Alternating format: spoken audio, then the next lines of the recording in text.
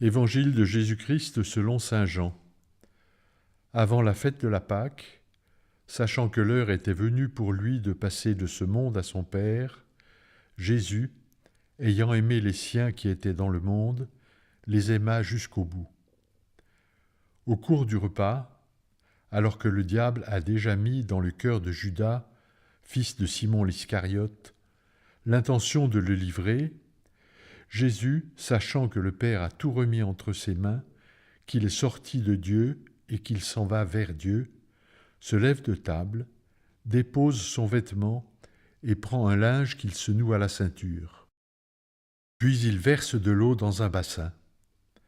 Alors il se mit à laver les pieds des disciples et à les essuyer avec le linge qu'il avait à la ceinture. Il arrive donc à Simon-Pierre qui lui dit « C'est toi, Seigneur, qui me laves les pieds ?» Jésus lui répondit « Ce que je veux faire, tu ne le sais pas maintenant. Plus tard, tu comprendras. » Pierre lui dit « Tu ne me laveras pas les pieds. Non, jamais. » Jésus lui répondit « Si je ne te lave pas, tu n'auras pas de part avec moi. » Simon-Pierre lui dit « Alors, Seigneur, pas seulement les pieds, mais aussi les mains et la tête. » Jésus lui dit « Quand on vient de prendre un bain, on n'a pas besoin de se laver sinon les pieds. On est pur tout entier. Vous-même vous êtes purs.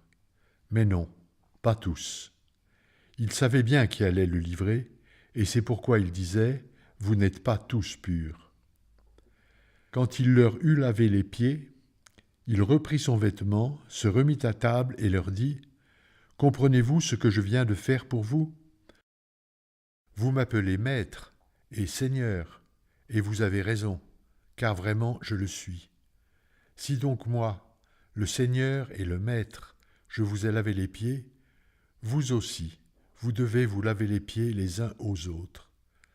C'est un exemple que je vous ai donné, afin que vous fassiez, vous aussi, comme j'ai fait pour vous. » Acclamons la parole de Dieu.